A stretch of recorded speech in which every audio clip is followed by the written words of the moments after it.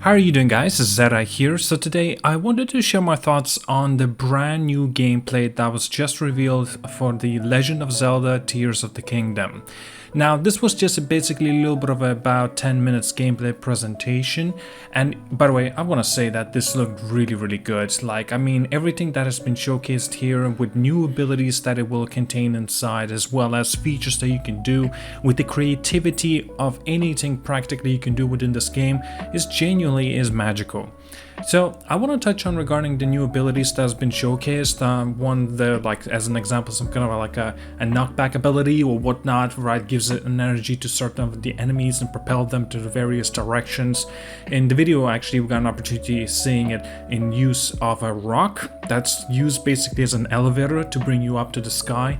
It's just so cool and innovative as well. Now, there's even more interesting combination abilities. For example, well, you can basically combine many various of tools, right? Like things that within the world. And this actually may be a call or an issue that was actually presented in Breath of the Wild, the durability problems that weapons had. This case, if you combine two different items, you can make them stronger.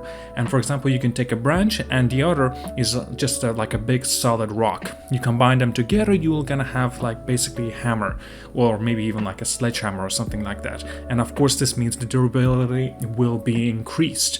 And you know, I like that. It's actually a nice touch. It's not necessarily to say we're extending, like the durability is going to be tougher for the items to break this time around with this update, with this sequel of a game. But no, they actually thought about and how to actually innovate this idea, and that's genuinely commendable. Seriously, I love this.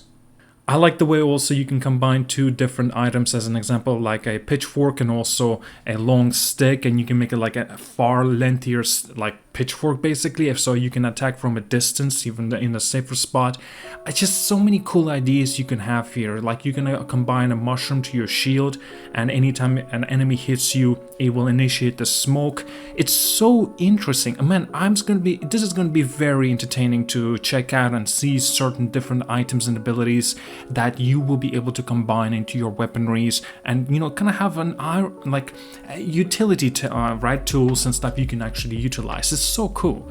Now there's also a few things that I definitely liked as well. For example, you can actually use skills that allows you to move objects from a distance, right? So you can reposition them, and in the video we actually got an opportunity of seeing how the raft have been created from a trunk, and also putting in turbines. You can actually utilize however way you want. It's not like it's fixated, right? Like taking a few different items and combining them together, just like that, it's done.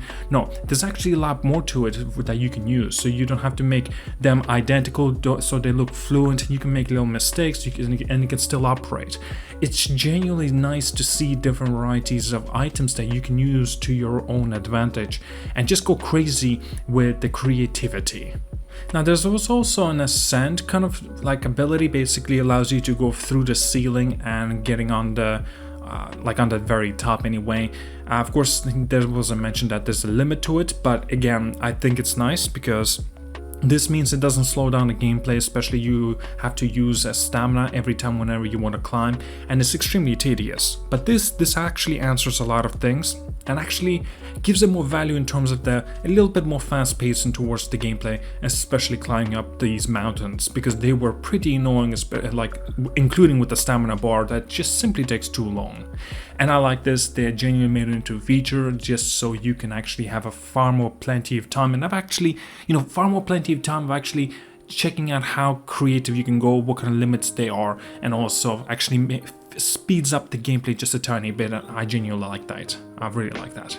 There's been a lot of mentions as well that we unfortunately didn't get an opportunity of seeing, but man, everything that's been showcased so far from this Legend of Zelda Tears of the Kingdom is basically identical towards Breath of the Wild. It's more of an expansion than actually a sequel, but that's not necessarily to say it's a bad thing, because everything that I've noticed already genuinely like deserves my money, and I love that, because I'm actually really excited for this game, because initially I was like, whatever, just kind of that feeling. Breath of the Wild wasn't truly for me. I loved the game, but it wasn't like, man, I'm hyped for Tears of the Kingdom.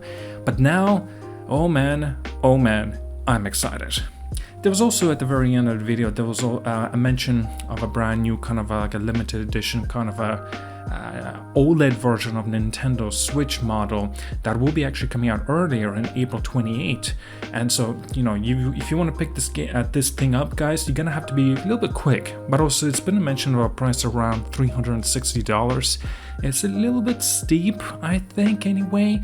But, you know, there's also extra things included. For example, the Switch Pro controller. It looks quite awesome, to be honest with you. It's $75. And a carrying case, that's $25. And man, it looks pretty cool. Well, May 12th, 2023 cannot come soon enough with its release. Man, it's gonna be exciting. 6 years in the making. 6 long years. My goodness. Alright guys, like and subscribe. Do let me know what you think about this gameplay presentation as well. I would love to read it down in the comments. Alright, have a good one, guys.